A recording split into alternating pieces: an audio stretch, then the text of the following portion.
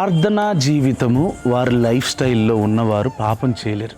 ఎందుకంటే రోమిలికి రాసిన పత్రిక 8వ అధ్యాయము 9వ వచనం, దేవుని ఆత్మ మీలో నివసించి ఉన్న ఎడల మీరు ఆత్మ స్వభావం గలవారే గాని శరీర స్వభావం గలవారు కాదు. ఎవడైనను క్రీస్తు ఆత్మ లేనివాడు అయితే వాడు ఆయన వాడు కాడు. యేసుక్రీస్తు వారు ఆత్మ స్వభావం గలవారి గురించి యోహాను సువార్త 3వ అధ్యాయంలో ఏమని చెప్తున్నారంటే, గాలి తనకిష్టం వచ్చిన చోట వీచును, అది ఎక్కడి నుండి వచ్చునో అది ఎక్కడికి వెళ్ళునో ఎవ్వరు గ్రహించరు. ఆత్మను కలిగి ఉన్నవారు కూడా అలానే ఉంటారు. మనము దేవుని ఆత్మను కలిగి ఉన్నవారమైతే, ఆత్మను నివసింపజేసుకోగలిగితే, పరిశుద్ధాత్మ దేవుడిని మనలో నివసింపజేసుకోగలిగితే, పరిశుద్ధాత్మ దేవుడు ఎక్కడ నివసిస్తాడు?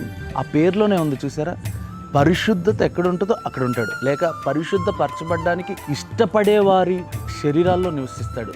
1 కొరింథీయులు 3:16 ఏమంటాడంటే, మీ శరీరములు దేవుని ఆలయమై ఉన్నాయి కదా.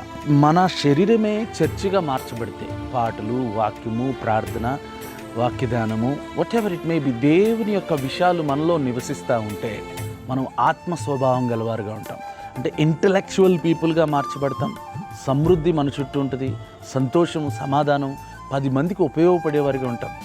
మరి శరీరాన్ని జీవిస్తారా, దేవుడు మనలో పెట్టిన ఆత్మను అనుసరించి జీవిస్తారా? మీ ఇష్టం. ఒకవేళ దేవుని ఆత్మను మీలో నివసింపజేసుకోగలిగితే నిత్య జీవమునకు అర్హులుగా ఉంటారు. దేవుడు తన ఆత్మను మీలో ఉంచి మిమ్మల్ని ఆశీర్వదించును గాక. God bless you.